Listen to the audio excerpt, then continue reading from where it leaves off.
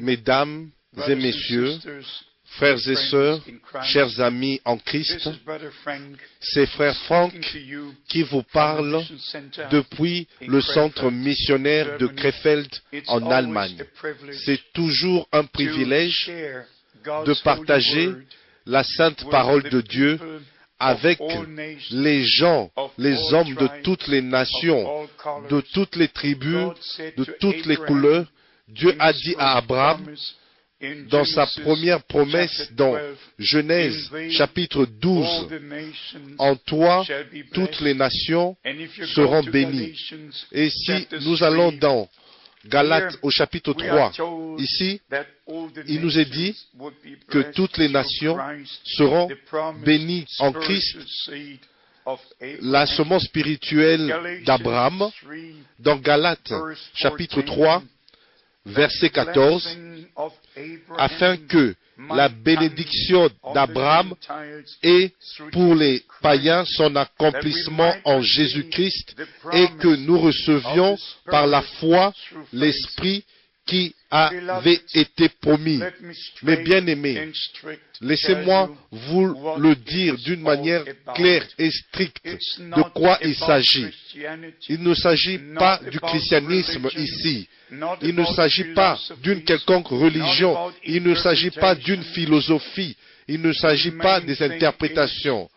La chose principale, c'est d'avoir votre expérience personnelle avec Christ. Parce que Dieu n'est pas dans une quelconque religion. Dieu n'est pas dans le christianisme. Dieu était en Christ, réconciliant le monde avec lui-même. 2 Corinthiens, chapitre 5, à partir du verset 17.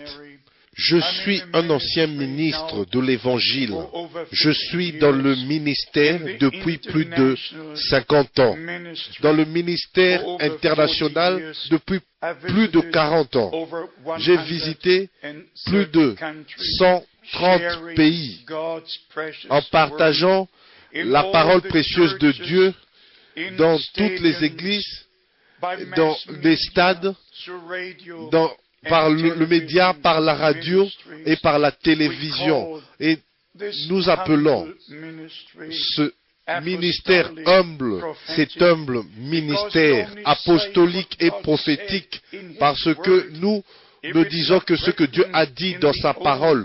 Si ce n'est pas écrit dans l'Ancien et dans le Nouveau Testament, alors cela n'existe pas pour nous. Pour nous, la Bible contient toute la révélation de Dieu en Christ. Tout le plan du salut, la Bible est le seul livre sur la terre qui parle de la création des cieux et de la terre. Et la Bible est le seul livre avec le sceau, ayant le sceau de Dieu. Tous les autres livres peuvent être bons, mais n'ont pas l'autorité de la parole de Dieu. Et la parole de Dieu est la seule autorité dans tout ce que nous croyons et pratiquons. Cela doit être mesuré. L'instrument de mesure, le modèle, c'est la Bible. Maintenant, avant le retour de Christ, nous devons reconnaître que ceci n'est pas le temps. Maintenant, ce n'est pas le temps de la réformation. Ceci est le temps de la restauration de toutes choses. Ceci est la promesse directe qui nous a été donnée dans la sainte parole de Dieu, que nous trouvons dans Malachie, chapitre 4, versets 5 et 6. Voici, je vous enverrai Élie le prophète, avant que le jour de l'Éternel arrive, ce jour grand et redoutable. Il y ramènera le cœur des pères à leurs enfants, et le cœur des enfants à leur père. Mes bien-aimés, si vous lisez Luc chapitre 1, verset 17, on peut voir que la première partie de cette prophétie fut accomplie dans le ministère de Jean-Baptiste, qui était en fait le prophète promis de Malachie, chapitre 3, verset 1. Mais parce que la première partie de Malachie, chapitre 4, fut accomplie dans son ministère, on l'a aussi appelé Élie, et l'autre déclaration, comme dans Luc chapitre 1, verset 17, il marchera devant Dieu avec l'esprit et la puissance d'Élie. Mais après le ministère que le ministère de Jean était fini, plus tard, notre Seigneur a dit dans Matthieu chapitre 17, verset 11, en vérité, je vous dis qu'Élie doit venir premièrement rétablir toutes choses. Il a confirmé cela. Il a confirmé aussi dans l'évangile de Marc. Mais bien aimés, nous avons le témoignage et les témoins. Et maintenant, avant que Christ revienne, il doit avoir une restauration totale de toutes choses. Il y a tellement d'écritures qui parlent de cela. Vous pouvez le lire dans Actes au chapitre 3, à partir du verset 17 jusqu'au verset 21, et le comparer avec le prophète Ésaïe au chapitre 28, que Dieu enverra des temps de rafraîchissement et Christ demeure au ciel jusqu'à ce que ce temps arrive où Dieu rétablit toutes choses.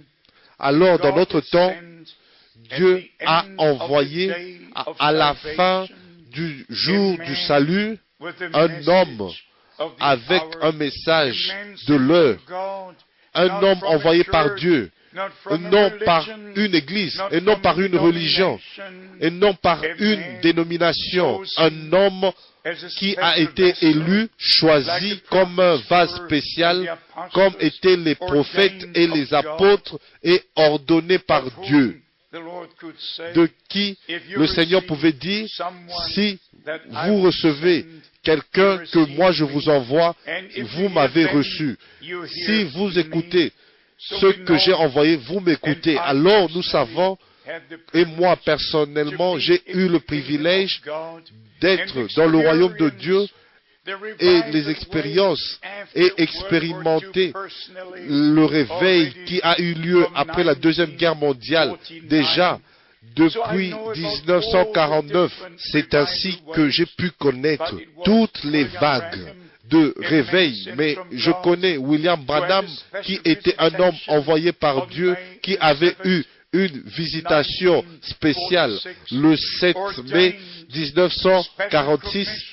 Il a été ordonné et on lui a donné une commission spéciale de prendre la parole de Dieu vers le peuple de Dieu et nous restaurer de nouveau dans les doctrines originales apostoliques. Et c'est pour cela que j'insiste sur le mot apostolique et prophétique. Et avec cela, je veux dire que c'est seulement ce qui est écrit dans les Saintes Écritures. Non ce qui est dit être apostolique, comme certains disent, qui croient au credo apostolique qui a été formulé en 325 et en 381 après Jésus-Christ, en 421, ce n'était pas la formulation originale des apôtres. Ça a été formulé par les hommes de l'Église et non par les hommes de Dieu. Les enseignements originaux sont dans ce livre. Alors, l'Église du Nouveau Testament, conformément à Actes chapitre 2, verset 42, ils persévéraient dans l'enseignement des apôtres, dans la communion fraternelle, dans la fraction du pain, et dans les prières. Ceci, c'est vraiment là où nous devons retourner. Maintenant, avant le retour de Christ. Mes chers amis, la première chose, c'est ceci, que nous devons avoir notre expérience personnelle avec Christ. reconnaître que nous sommes perdus et nous nous repentons de nos péchés et nous recevons Christ comme notre sauveur personnel et lui demandons de nous pardonner et de nous donner aussi la vie éternelle comme il a promis dans les Écritures, et spécialement dans Jean au chapitre 3, où il a dit « Vous devez naître de nouveau, autrement vous ne pouvez pas voir le royaume de Dieu. » Et aussi, il est écrit que Dieu a tant aimé le monde qu'il a donné son seul Fils engendré, afin que quiconque croit en lui ait la vie éternelle. Ça, c'est ce dont nous avons besoin pour vivre éternellement. Nous avons une vie naturelle parce qu'il y a eu un engendrement naturel et nous sommes nés naturellement dans ce monde. Ainsi, il doit avoir un engendrement spirituel. Le Fils de Dieu fut engendré par le Saint-Esprit. Comme c'est écrit dans Psaume chapitre 2, verset 7, « Aujourd'hui, je t'ai engendré. » Alors, il est dit, baisez le Fils de peur qu'il ne s'irrite, parce que quand Dieu a recouvert Marie du Saint-Esprit, alors le Fils de Dieu fut engendré. Ça, c'était saint. Il était saint, saint, saint. Sa vie, son sang, son corps, tout était saint, engendré par le Saint-Esprit. Alors c'est comme ça que Satan n'a pas eu une part en lui, mais parce que le Fils de Dieu a pris notre place, il a porté nos péchés, et tout ce qu'il avait est venu sur nous, et ce que nous avons est venu sur lui, et afin qu'il paye le prix, nous racheter et nous ramener à Dieu, qui nous a reçus comme fils et filles de Dieu. Et c'est comme ça, nous allons maintenant dans les Écritures pour vous montrer que nous avons été séparés de Dieu et aucune religion, aucune philosophie, rien ne pouvait nous ramener. Mais c'est seulement au travers du sacrifice sur la croix du Calvaire. Mais bien aimés, nous devons vous dire la vérité. Et non une religion, mais plutôt présenter Christ, même pas des religions chrétiennes. Nous avons tellement de dénominations, tellement d'églises, et toutes promettent le salut. Mais laissez-moi vous dire, franchement, le salut est seulement dans le Sauveur. Il y a seulement un seul qui pouvait dire « Je suis le chemin, la vérité et la vie ». Il y a seulement un seul qui pouvait dire « Je suis la résurrection ». Il est le grand « Je suis ». Alors le Fils de Dieu est venu parmi nous et être avec nous. Dans l'Ancien Testament, il était Yahvé, le « Je suis », le Seigneur qui a parlé à Abraham, qui a marché dans le jardin d'Éden, qui a parlé à Moïse, mais il était dans un corps spirituel, comme sont les anges aujourd'hui, mais pour nous racheter, comme nous sommes de chair et de sang. Nous sommes dans le corps de chair, alors il devait prendre un corps de chair et de sang pour nous racheter. C'est ainsi que nous allons maintenant dans Genèse pour vous montrer la tragédie de la chute, pour vous montrer ce qui est arrivé dans le jardin d'Éden, comment Ève et Adam furent soumis à l'influence du serpent qui était sous l'influence de l'ennemi et en qui habitait Satan. Même Apocalypse chapitre 20, cette description est donnée. Satan le dragon, le serpent ancien. Alors comme Dieu fut manifesté dans une forme visible d'apparence, alors Satan fut aussi manifesté dans une forme visible d'apparence, parce qu'il ne peut pas créer, il devait utiliser quelqu'un qui pouvait s'y introduire afin d'accomplir ce qu'il avait l'intention de faire. Mais bien aimés, aujourd'hui, nous irons dans le livre de Genèse et j'ai confiance que le Saint-Esprit se repose sur vous. Mais bien aimés, vous ne pouvez pas comprendre le livre de la Genèse, même pas un seul chapitre de la Genèse jusqu'à l'Apocalypse chapitre 22, à moins que cela vous soit donné par la révélation divine du Saint-Esprit. Maintenant, écoutez-moi. Non, en fait, écoutez la sainte parole de Dieu. Dans Genèse au chapitre 3, verset 1. Le serpent était le plus rusé de tous les animaux des champs que l'Éternel Dieu avait fait. Il dit à la femme, Dieu a-t-il réellement dit, vous ne mangerez pas de tous les arbres du jardin? Ici, le serpent parlait et a eu une conversation avec Ève et il était debout. Et c'est seulement après la chute, le serpent a commencé à ramper sur le sol. Et maintenant vient la chose la plus importante, la séduction, la transgression, le péché originel. Alors ça, nous devons le connaître. Si nous ne connaissons pas le péché originel, nous ne connaissons pas la chute et nous ne savons pas ce dont nous parlons. Et nous parlons de la rédemption. Si nous parlons de la rédemption, nous devons connaître, savoir où est venue la séparation et comment est venue la séparation. Par la séduction, je vais vous le lire, de Genèse chapitre 3, ici il est dit, au verset 14, l'Éternel Dieu dit au serpent, s'il vous plaît, faites attention à qui le Seigneur parle. Premièrement, il a parlé au serpent et à Ève et à Adam. S'il vous plaît, faites attention à ce que lui, il dit et à qui il dit cela.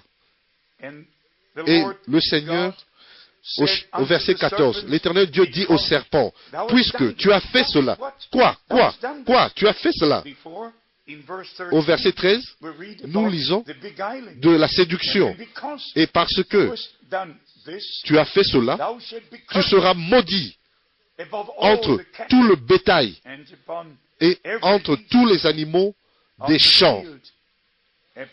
Tu marcheras sur ton ventre et tu mangeras de la poussière tous les jours de ta vie. Ça, ce n'est pas tout. Écoutez maintenant ce qui vient au verset 15. Et je vous en supplie, dans le nom du Seigneur, d'écouter ceci, à chaque parole et de prier, Seigneur, parle-moi, révèle-moi cela. Et je mettrai inimitié entre toi et la femme. Il était l'ennemi. Alors, le Seigneur devait mettre l'inimitié entre l'ennemi et la femme. Nous continuons de lire. Entre ta postérité et sa postérité. Alors, le serpent avait une postérité. Si vous prenez le mot semence en rapport avec l'humanité, cela parle de la postérité d'Abraham, la postérité de David, la postérité des enfants d'Israël. Et cela parle de la semence, de la postérité. Alors le Seigneur Dieu a mis l'inimitié entre le serpent et la femme. Et entre sa postérité et sa postérité. Combien savent que la postérité promise ici, à la femme, c'est Jésus-Christ notre Seigneur. J'espère et je crois que tous le savent. Et je continue à lire. Celle-ci t'écrasera la tête et tu lui blesseras le talon. Ça, c'était précisément ça. Parce que l'aiguillon de la mort devait être mis dans son talon. Mais mes bien-aimés, le moment où ça a été fait, Satan a mis l'aiguillon de la mort dans son talon sur la croix du calvaire.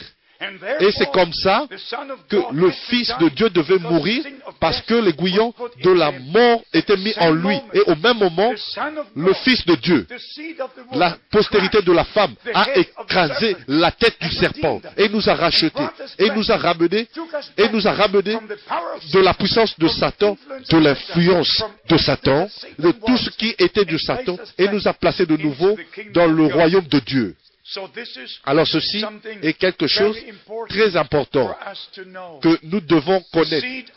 La postérité du serpent, et si nous allons, alors je ne voulais pas le dire, mais si vous allez dans l'Ancien et dans le Nouveau Testament et vous lisez sur la généalogie, et vous savez quoi? Et j'espère que vous comprenez. Si vous lisez Genèse chapitre 5, vous lisez, je lis seulement le premier verset. Voici le livre de la postérité d'Adam. Lorsque Dieu créa l'homme, il le fit à la ressemblance de Dieu.